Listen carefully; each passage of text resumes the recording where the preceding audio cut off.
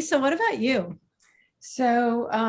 This is an event that has profoundly shaped me as a teacher and really sort of directly impacted how I teach. And on my very first day of teaching secondary school, and the first time ever teaching US history, was September 10th of 2001. And it's a school in Brooklyn Heights, which is just in a 12-story building with windows that are right onto the skyline of Lower Manhattan. I was very excited. I had never taught US history. I was very excited, but nervous. I had been eagerly preparing for that class. I met my students also on September, tomorrow's our first day also. So my first class was on with them on Monday. And then Tuesday, I did not meet that class. I was teaching middle school that day, and the first class was at 10:25.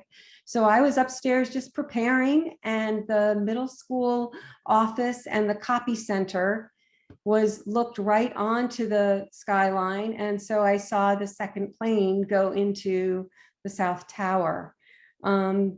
So, you know, I had a young child at home, 18 months old. I had a third grader elsewhere in the school.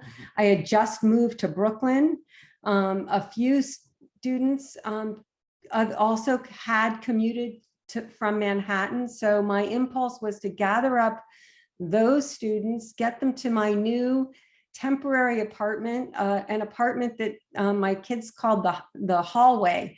So it was a narrow garden apartment in Brooklyn Heights with, I had kids in a bedroom trying to keep them away from the TV. I was trying to watch TV, but, I just kept wondering all day long, what am I going to say to my 10th graders?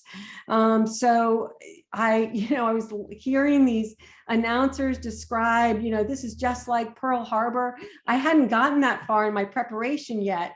So, and also I was in a school where I assumed could have been very directly affected, right? And why would you live in Brooklyn Heights if you didn't work in Lower Manhattan? So I had no idea what I was stepping into. But when I returned to school, I can't remember if they kept us out one day or two. The 16 eager students that I had met on Monday had morphed into this shell-shocked but very resilient group that were really able to engage in conversations about this topic. And together, we spontaneously agreed to start keeping a scrapbook. It was like we had that sense that we knew we were bearing witness to history, that we knew it was an important historical turning point. And for me, this 20th anniversary, as part of this COVID pandemic, I think kids are sensing that same thing, like that they know they're part of history. So we started, putting clippings and pieces of newspaper.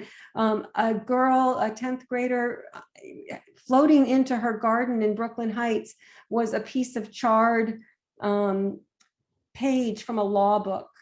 So we just slipped it into this notebook, and it just was very clear that we felt all together that the past, that history, using James Baldwin's phrase, history is present in all that we do.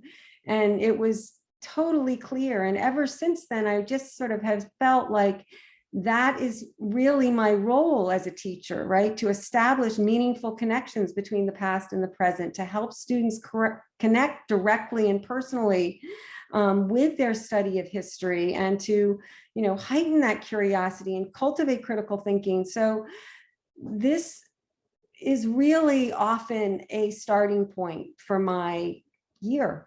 It's impossible to avoid.